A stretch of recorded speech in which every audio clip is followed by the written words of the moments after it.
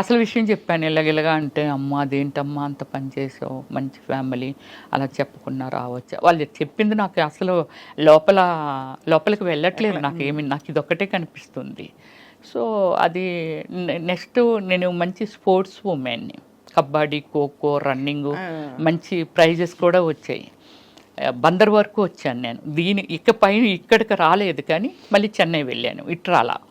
So అలాగేమిటంటే వాళ్ళ ఇంటి దగ్గర నుంచి మా పేరెంట్స్కి వాళ్ళు ఫోన్ చేశారు. చేస్తే మా ఫాదరు బ్రదర్ వచ్చారు. వచ్చి చాలా సీరియస్ అయ్యారు. ఏం చేశారు, మీకు చెప్పకుండానే వచ్చేసాను, మీరు తీసుకెళ్ళా మరలా వచ్చేస్తాను.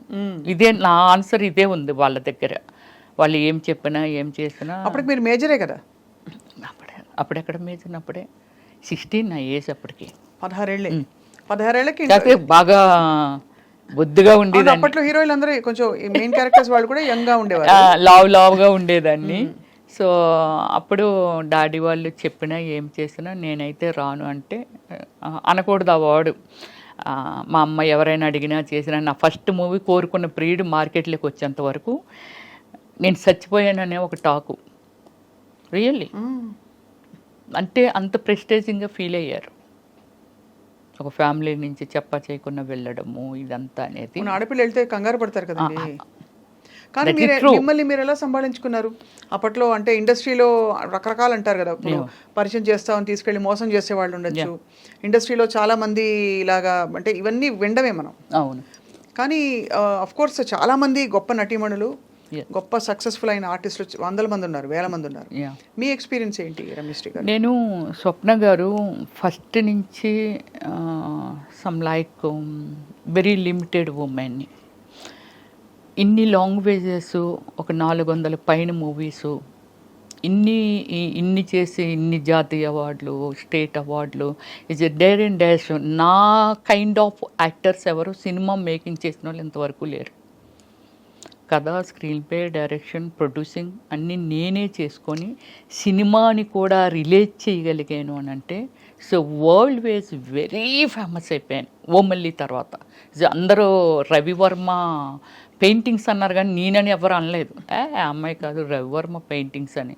పెద్ద పెద్ద రాసి మూవీస్, నరసింహరావు గారు కానీ, రామానాయుడు గారు కానీ, పెద్ద వాళ్ళు అందరూ అన్నారండి. రాఘవేంద్రరావు గారు కూడా ఆ పోస్టర్లు చూసి, ఏంటో అమ్మాయి కాదు పెయింటింగ్స్ అవి అని వాళ్ళంట. అంటే పబ్లిసిటీకి పెయింటింగ్ చేయించని అనుకున్నారు. అదే, కానీ అంత సమర్థత ఉంది.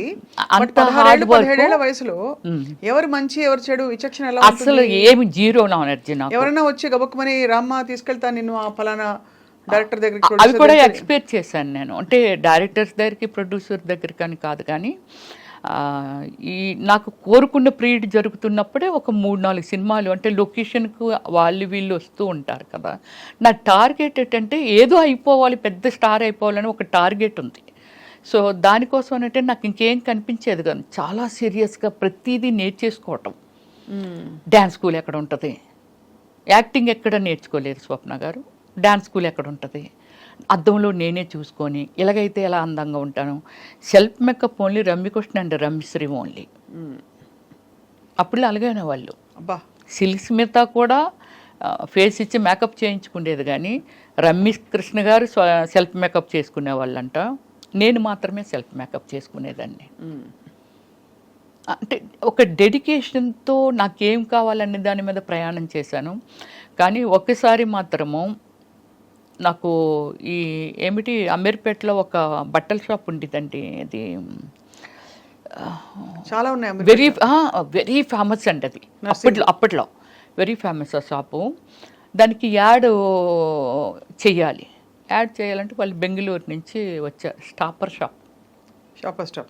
షాప్ యాడ్ చేయాలి వచ్చారు, పిలిచారు. అప్పుడు నాకు కారు ఉంది, అప్పుడప్పుడే కొనుక్కున్నాను జన్ కారు. నాకు డ్రైవ్ రాదు అప్పుడు. సో మా కారు ఉంది రండి అని. నాకు ఈ ఏరియాస్ ఏవి తెలియవు హైదరాబాద్లో. వాళ్ళు తీసుకెళ్తున్నారు. ఇప్పుడు ఆ ఏరియా ఏమిటనేది నేను ఇప్పుడు చెప్పగలను. చందానగర్కి మన అమీర్పేటకి మధ్యలో ఉంటుందండి. అది ఏమిటో అక్కడ రిసార్ట్ లాగా ఉన్నాయి అన్నమాట. అక్కడ తీసుకెళ్ళారు. వాళ్ళు ఒక 10 మెంబర్స్ వచ్చారు, నేను ఒక్కదాన్నే. వెళ్ళి అవి ఇవన్నీ మాట్లాడుతున్నారు. వాళ్ళు డ్రింకు ప్రిపేర్ చేశారు. మాకు అలవాట్లేదు. వాళ్ళు బీర్లు, అయ్యో మాకు అలవాట్లేదంటే మేము బీర్లు మాత్రమే తీసుకుంటాం, హార్డ్ డ్రింక్ అది తీసుకోము. బీర్లు అలా టైం అయింది. ఎంత అయింది? 9:30 అయింది. నన్ను డ్రాప్ చేసేయండి వెళ్ళిపోతాను అని అన్నా. ఉండండి మేడం పంపించేస్తామని 10 అయింది నైట్. పంపట్లా 10:45. అప్పుడు ఈ సెక్యూరిటీ డిపార్ట్మెంట్, పోలీస్ డిపార్ట్మెంట్ ఉంటుంది కదా, వాళ్ళు వచ్చారు. వస్తే నేను వాళ్ళతో చెప్పాను, సార్ నేను వెళ్ళిపోతాను అంటున్నాను అంటే, మరి వీళ్ళు మీకు తెలుసు అంటే, తెలుసు సార్, బెంగళూరు ప్రొడ్యూసర్స్ వీళ్ళు అని చెప్పాను నేను. సరే మరి వాళ్ళందరూ ఉన్నారు కదా, అయితే ఇంకా టైం అయిపోయింది వెళ్ళిపోండి అని అన్నారు. అంటే ఇంకొక 10 minutes కూర్చొని, ఎందుకంటే వాళ్ళు అక్కడే తిరుగుతున్నారు పోలీసులు, తీసుకెళ్తున్నారు. ఎర్రగడ్డ దాటిన తర్వాత ఫ్లైఓవర్ ఉంది చూసారా, ఆ ఫ్లైఓవర్ మీదకి వస్తున్నప్పుడు వాళ్ళు ఎందుకో మాటి మాటికి కారు దిగడం, బానెట్ ఎత్తడం ఇలా చేస్తుండేవాళ్ళు. సో ఏంటి వీళ్ళు ఎలా దిగుతున్నారు, ఇన్నిసార్లు దిగుతున్నారు, కారు రిపేర్ అయితే ఆగిపోద్ది కదా అనిపించేది నాకు. అక్కడికి వచ్చిన తర్వాత ఏమైందంటే, నన్ను అంటే ముందున ఒక ఆయన కూర్చున్నాడు, నా పక్కన 2 కూర్చున్నారు, వేరే కారులో వెనకాల వస్తున్నారు. ముందుని ఒక కారు 10 మంది వాళ్ళు. సో కారు నా పక్కన కూర్చున్న ఆయన కొంచెం వల్గర్గా బిహేవ్ చేయడం మొదలుపెట్టాడు. అమ్మ బాబాయ్, వెనకన కూర్చొని. నేను ఎప్పుడు అబ్జర్వ్ చేశానంటే, బానెట్ ఎత్తి కారులో ఏదో వాటర్ పోస్తున్నట్టు పోసి పక్క కొంపేశాడు ఆ నీళ్ళు. రమ్య గారు, నాకు పేరు రామానాయుడు గారే పెట్టారు. రమ్యకృష్ణ, రవలి, రంభ వీళ్ళందరూ సక్సెస్ఫుల్ ఉమెన్స్ ఫిల్మ్ ఫీల్డ్లో. అందుకని 6 letter వచ్చేలాగా రమ్య అంటే మరి బోడుగా ఉంది. రమ్యకృష్ణ కూడా రమ్య అని అంటాము మేమందరమేని. ఏదైనా తోక తగిలిస్తే బాగుంటుందేమని చూచుకొని చెప్పి శ్రీ పెట్టారు పక్కన రామానాయుడు గారు నాకు అప్పుడు. సో వెళ్ళి వీడు చాలా వల్గర్గా బిహేవ్ చేస్తున్నాడు, చాలా చాలా చాలా ఓవర్ అయిపోతుంది అది. అప్పుడు నేనేం చేశానంటే, నా సైడ్ డోర్ ఉంటుంది కదా, ఆ డోరు ఇలాగ ఓపెన్ చేసేటప్పటికి ఓపెన్ అయిపోతే ఈ కాలు ఇలాగ అడ్డు పెట్టి కిందకు దూకిటందుకే. మీరా? నేనే. వీడు నన్ను అసలు వదలట్లేదు, వీడు లాగించేస్తున్నాడు. ఈ కాలు అలాగే వెళ్తుందండి, కాలు చాలా వరకు అరిగిపోద్దా అని అనుకున్నాను. ఆ రోజు లక్కీగా ఏంటంటే షూ వేసుకున్నానంటే, నేను ఇలా తోసుకెళ్తుంది కాలు. ఎదురుగా సెకండ్ షో మూవీ వదిలితే ఫాదరు ఆ అబ్బాయి, అంటే చాలామంది వెళ్తున్నారు వస్తున్నారేమో, ఈ రూట్ గుండా వస్తూ ఉంటే అప్పుడు నా కాలు డోర్ ఓపెన్ అయ్యి కదా ఉంది, ఇటువైపు వస్తున్నారు వాళ్ళు, డోర్ ఓపెన్ అయ్యి ఉంది. ఎప్పుడైతే ఓపెన్ అయ్యి ఉండి నా కాలు ఉందో, ఆ పెద్ద ఆయన ఉన్నారు కదా, అమ్మ ఇది ఏదో ఏంటి ఆ కాలు డోర్ ఏదో డోర్ ఓపెన్ అయిపోయింది, కాపాడండి అంటున్నాను నేను. అండ్ మీ పక్కన వాడు ఇబ్బంది పెడుతున్నాడు, ఇబ్బంది పెడుతున్నాడు. అంటే వీళ్ళు ఏం చేశారంటే, నా ముందు వెళ్ళిన కారు కొంచెం ముందుకెళ్ళిన తర్వాత యూటర్న్ తీసుకుంటే వాళ్ళు కథలు చెప్తున్నారు, ఏమండి ఇప్పుడు మీ ఇంటికి వెళ్ళట్లేదు, మా ఫ్రెండ్ ఒకడు ప్రాబ్లం పడ్డాడు, వాడి దగ్గరికి వెళ్ళి తర్వాత మీ ఇంటి దగ్గర దిగబెడతామండి అని ఇవన్నీ చెప్తున్నారు. మీకు తెలిసిపోతుంది? నాకు అర్థమైపోతుంది వాళ్ళు మాట్లాడుతున్న మాటలు. కారు అంటాడు, నీళ్ళేం పక్క నుంచి, బానెట్ ఎత్తే గ్యాప్ ఉంటుంది కదండి, ఆ గ్యాప్లోంచి కనబడుతుంది, పక్కనే వేసేసాడు, బానెట్లో వేసాను, హీట్ ఎక్కిపోయింది అంటాడు, ఏదో చెప్పేస్తున్నారు. నాకు భయమేసి అలా చేస్తే, మీరు నమ్మరండి, గాడ్ లాగే ఆ అబ్బాయి ఆయన వాళ్ళ వెనకాతలు ఇంకోళ్ళు ఎవరో వస్తున్నారు. వీళ్ళు ఎప్పుడైతే కారు ముందుకు వచ్చి ఇలాగ ఆపారో, వెనకాల వచ్చిన వాళ్ళు కూడా పక్కన ఇలాగ ఆపారు. కారు స్పీడ్గా వచ్చి ఆపితే, ముందు అమ్మాయిని దింపండి అని అంటే, ఎవరమ్మా వాళ్ళు అన్నారు. సరే ఇలాగ నాకు ఒక యాడ్ ఇప్పిస్తామని చెప్పి నన్ను తీసుకొచ్చారండి. చాలా రోజులు నాతో ఫోన్లో మాట్లాడారు ఆ పెద్ద ఆయన. సో ఇది అప్పుడు నన్ను కిందకి దించి మొత్తం బాడీ ఎంత ఉడికిపోయి, బాడీ అంతా స్వెట్టింగ్ వచ్చేస్తుంది అనమాట. అప్పుడు ఆయన దగ్గరుండి బండి మీద అబ్బాయినేమో, నువ్వు వెళ్ళి వెళ్ళిపో అమ్మ, నేను దిగబెట్టి వచ్చేస్తాను ఆమెని అని చెప్పి నన్ను మా ఇంటి వరకు అరోరా కాలనీలో ఉండేదాన్ని నేను. చిన్నవారు అప్పుడు చాలా మీరు? ఏది చిన్నదాన్ని అన్నారు.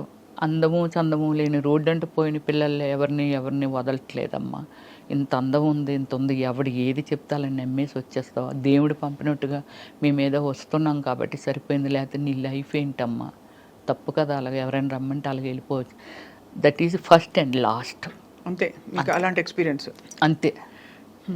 చాలా ఇది వింటేనే అసలు నాకు టెన్షన్ వచ్చేస్తుంది. మీరు నమ్మరు, ఆ రోడ్డు మీద నిలబడలేకపోయాను, కిందకు వచ్చి చాలా దూరం నుంచి షూ మొత్తం అంతా అడుగునంత కచ్చగా అయిపోయింది. అదే అంటే మీరు తప్పించుకోవడానికి ప్రయత్నించారు, వాళ్ళు ఏదో చేద్దామని ట్రై చేశారు. సో ఇది సినిమా అయిన తర్వాతే కోరుకుని ప్రీడ్ అయిపోయింది. తర్వాత ఆషాఢం పెళ్లి కొడుకు చేశాను, తర్వాత ఏవో ఇంకొక 2-3 సినిమాలు చేశాను. అలా మీకు పెరుగుతూ మీకు క్యారెక్టర్స్ ఏం వస్తున్నాయని లీడ్ క్యారెక్టర్స్ చేశారు కదా మీరు. అండ్ ఆ తర్వాత you shifted to character roles, లేకపోతే ఇలా సపోర్టింగ్ రోల్స్? నేను స్టార్టింగ్ నుంచి మిక్స్డ్ ఇవి చేశాను, మెయిన్ రోల్స్, లీడ్ రోల్స్ చేస్తూ కృష్ణ గారితో కూడా హీరోయిన్ చేశాను. ఎవరు నేననేసి మూవీ చేశాను. తర్వాత పునీత్ రాజ్ కుమార్తో చేశాను, తర్వాత రమేష్ అరవింద్తో చేశాను, సూర్యతో చేశాను, విక్రమ్ గారితో చేశాను. అంటే నేను ఎలా అయిందంటే నాకు ఎవరు గాడ్ ఫాదర్ లేరు ఫిల్మ్ ఇండస్ట్రీలో, అందుకని చాలా ఆశ్చర్యం. మీరు ఎలా గాడ్ ఫాదర్ లేరు ఇంతవరకు. ఎన్ని టైమ్స్ చెప్పినా బిలీవ్ చేయగలరా లేదనేది ఇంతవరకు కాంట్రవర్సీ లేదు నా లైఫ్. వెరీ డీసెంట్ అనమాట. ఎవ్వరూ మిమ్మల్ని ఏ టైంలో కూడా ఇబ్బంది పెట్టలేదు అయితే? లేదు. ఇలాంటి సిచ్యువేషన్ ఒకసారి ఎవడో సంథింగ్ అంటే ఇండస్ట్రీలోనే మీకు రకరకాల మనుషులు ఉంటారు కదా, చాలా గొప్పగా పెద్ద మనుషులు చాలా మంది ఉన్నారు, ప్రతి ఇండస్ట్రీలో ఉంటుంది. ఈ ఇండస్ట్రీలో ఏంటంటే కొంచెం రూల్స్ అవి రిలాక్స్డ్ గా ఉంటాయి కాబట్టి వాతావరణాలు కూడా అలా ఉంటాయి, లేట్ నైట్స్ ఉంటాయి. మరి అలాంటప్పుడు మీరు ఇబ్బంది పడకుండా రావడం అనేది చాలా పెద్ద. అంటే నేను ఫస్ట్ నుంచి ఒక టీంని మెయింటైన్ చేసేదాన్ని. తక్కువ టైంలో సాగర్ గారు, డైరెక్టర్ గారు, ఇప్పుడు మన ఈ లోకంలో లేరు, ఆయన నేను వసేనా మరదల మూవీ చేశాను, రామ్ సక్కనోడు సుమన్ గారితో చేశాను. అప్పుడు కన్నడలో ఆయనే నన్ను ఇంట్రడ్యూస్ చేశారు, అమర్ అక్బర్ అంతోని మూవీ అని. ఇంద్రజ నేను దానికి సుమన్ గారు కాదు, మన సాగర్ గారు డైరెక్టరు పరిచయం చేశారు. సో ఆ సినిమా తర్వాత అనుకోకుండా చాలా కన్నడలో నేను చేసిన మూవీస్ అన్ని 100 డేస్. కానీ ఇవాళ మీరు ఎంత ప్లెయిన్ గా, అంటే ఒక హీరోయిన్ కు ఉండే అంత లేదు, ఒక సినిమా స్టార్ కు ఉండే ఇది లేకుండా హంగులు, ఇంకేం చెప్పాలి, చాలా డౌన్ టు ఎర్త్ గా ఉన్నారు. సో ఏం లేదు స్వప్న గారు, అంటే కొంచెం పీస్ఫుల్గా ఎండ్ ఆఫ్ ద డే నన్ను నేను చూసుకుంటే నేను ఉండాలి అనే ఒక డ్రీమ్ ఉన్న గర్ల్ని నేను. చాలా పీస్ఫుల్గా ఉండాలి, డీసెంట్గా ఉండాలి. ఇప్పుడు ఒకటి మాట్లాడుతాను, నేను పొలిటికల్ లేక వచ్చాను అనుకుందాం. పొలిటికల్ లేక ఎందుకు వచ్చాను అంటే నాకు ఒక డ్రీము. అవును, ఏదైనా ఒకటి అచీవ్మెంట్ సాధించామనంటే దేనిలోనైనా సాధించవచ్చు. ఫస్ట్ మనకి ఒక గోలు, డ్రీము, అంటే ఒక ఫ్యాషన్ ఉంటే దాన్ని ఏదైనా చెయ్యొచ్చు అనేది. రైట్. దీనితో రాజకీయంలోకి వచ్చాను. ఎందుకు వచ్చాను అని అంటే సంథింగ్, ఒక బ్రాండ్ క్రియేట్ చేయాలి నా వరకు, అంతే. ఒక అధిష్టానాన్నే ఒక బ్రాండ్ చేయాలనేది కాదు, నా వరకు నేను ఒక బ్రాండ్గా తయారవ్వాలి, అంతే. పొలిటికల్ అంటే ఏమిటి, ఓకే పొలిటికల్ ఎందుకు వెళ్ళాము, ఏం చెయ్యాలని అనుకున్నాము, దానికి ప్రభుత్వం నుంచి ప్రజలకి మనం ఓన్లీ మీడియేటర్ మాత్రమే. అవును, ఇది నిజమే కదా, ప్రభుత్వానికి ప్రజలకి మీడియేటర్ మాత్రమే మనం అక్కడి నుంచి వీళ్ళ అవసరాలు ఏంటి, వాళ్ళకి అక్కడి నుంచి మనకి ఏం ఫండింగ్ వస్తుంది, మనం ఏం యూటిలైజ్ చేసామనేది ఒక్కటే రాజకీయం, అంతే నాకు తెలిసింది. కరెక్ట్. ఈ భావంతోనే నేను పొలిటికల్లోకి వెళ్ళాను, నేను ఏదో చెయ్యాలి. కానీ మీ మేనమావ గారా? అయ్యన్న పాత్రుడు మేనమావ గారు నా ఓన్ బ్రదరే ఉన్నారు టీడీపీలో. ఓకే. రామానాయుడు. ఓహో. మాడుగుల మన బూడి ముత్యాలనాయుడు గారి మీద కంటెస్టింగ్ పర్సన్ బ్రదరే. 2014, 2019. మరి మీరు వైసీపీలోకి రావడం ఏంటి? అంటే దీనికి కారణం ఏమిటంటండి, ఇప్పుడు పార్టీలు తీసేద్దాం, ఇది మనకొద్దు. నాకున్నది రాజశేఖర రెడ్డి గారి ఇంటి వెనకాల శర్మిలా హౌస్ ఉంది కదా, అరోరా కాలనీయే కదా, అక్కడే నా ఇల్లు ఉండేది. నేను వాకింగ్ ఎంతకు వెళ్తేప్పుడు అప్పుడప్పుడు ఇలా లుంగి, ఆయన అప్పుడు రాజశేఖర రెడ్డి గారికి పదవులు ఏమి లేవు, ఇలాగా లుంగి పంచి కట్టుకొని ఒకసారి నన్ను పలకరించారు ఆయన. ఏంటమ్మా ఇంత చెల్లో ఇంత అర్లీ మార్నింగ్ వెళ్ళిపోతున్నావు అంటే, సార్ వాకింగ్ సార్ అంటే, మంచి ఫెమిలియర్ ఫేస్ లాగా ఉంది. దానికి ముందు ఏం చేశామంటే మోహన్ బాబు గారు ప్రెసిడెంట్ మా అసోసియేషన్కి, ఏదో మాట్లాడడం కోసమని కొందరు మెయిన్ ఆర్టిస్టులందరమీ సార్ వాళ్ళ ఇంటికి వెళ్ళాము. ఆయన ఇచ్చిన మనుషులకి ఇచ్చిన రెస్పెక్ట్ అండి అసలు ఒకసారి వెళ్తే ఎవరు మర్చిపోలేరు. అవును. అది రాజశేఖర్ రెడ్డి గారు దగ్గర ఉన్నది. అది నేను చూశాను. తర్వాత ఈ ఆరోగ్యశ్రీ వీళ్ళు సోషల్ సర్వీస్ పిచ్చి ఉందిగా నాకు. అపోలో హాస్పిటల్కి మనం వెళ్ళామనుకోండి, ఇప్పుడు మన తెలంగాణ వాళ్ళు కచ్చలేసి ఇక్కడ చెవులు ఇవన్నీ పెట్టుకొని అక్కడ హాస్పిటల్లో కనబడితే, ఇది స్టార్ హాస్పిటల్, ఇందులో కూడా వీళ్ళు ఎలా ట్రీట్మెంట్ తీసుకోగలుగుతున్నారో, వీళ్ళు చాలా పేదవాళ్ళు కదా అని ఒక ఫీలింగ్. వాళ్ళ దగ్గర డైరెక్ట్ వెళ్ళి అడిగేయటమే, అవ్వా నువ్వు ఇలాగ వచ్చావు కదా, లేకపోతే ఇది ఇలాగా అంటే ఏ కైండ్ ఆఫ్ ఏజ్ ఉంటే వాళ్ళని అలాగా వరుసలు కలిపి మాట్లాడేదాన్ని నేను.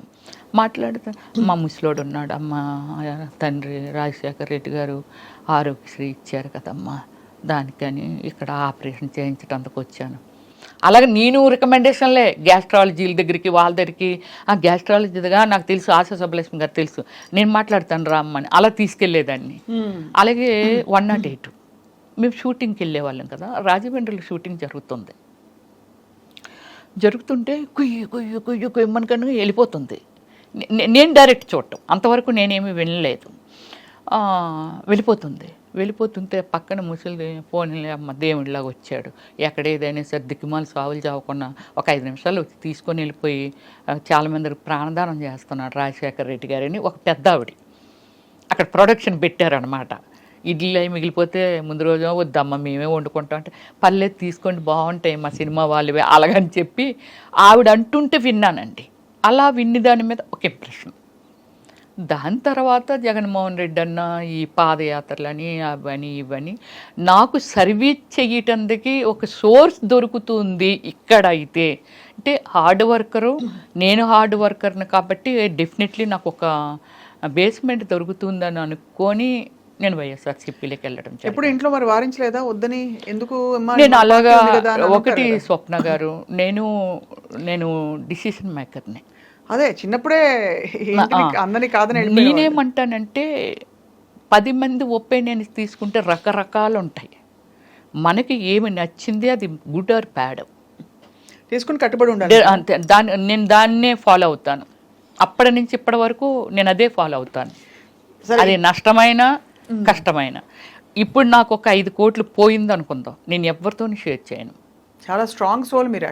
డెఫినెట్లీ. ఎందుకంటే మీరు చిన్నప్పుడు మొదలు పెట్టారు, అది కోరుకున్న పీరియడ్ నుంచి మొదలుపెట్టి ఎన్ని సినిమాలు ఉంటాయి రమేష్ గారు? 400 అబౌవ్ ఇన్ 9 లాంగ్వేజెస్. ఆ మిగతా భాషల్లోకి ఎలా మీరు అలా వెళ్ళిపోయారు? అది నాకు ఏమిటంటే ఫస్ట్ ఇప్పుడు సోషల్ మీడియా వచ్చింది, నాకు ఫస్ట్ నుంచి ఏమిటంటే ఫేస్బుక్ మెయింటైన్ చేయడం ఓన్గానే. ఫేస్బుక్ వరల్డ్ వెళ్ళిపోయేది. నాకు లేని కంట్రీలో ఫ్యాన్స్ లేరు. బ్రెజిల్, పాకిస్తాన్, యుఎస్ఏ, యూకే, ఇంక వేరే బ్రెజిల్లో అయితే 80 మంది ఉన్నారండి నా ఫ్యాన్స్. అంటే ఫస్ట్ నుంచి ఏమిటంటే నేను ఇంటర్నేషనల్ మోడలింగ్ చేశాను. నేను అది కూడా చేశారు. బ్రిట్నీ స్పియర్కి నేను ఫస్ట్ ప్లేస్లో వచ్చానండి. Eyes and nose and lips నాకు. ఎక్కడ దేనికి అది ఏ పోటీ? గ్లామర్ ఉంటుంది కదా, body language, eyes and lips and skin measures ఇవన్నీ ఉంటుంది కదా, వాళ్ళకి అవన్నీ కావాలి. దానిలో నేను ఫస్ట్ ప్లేస్లో వచ్చాను. నేను ఏ సంవత్సరం అండి? 2004 అండి.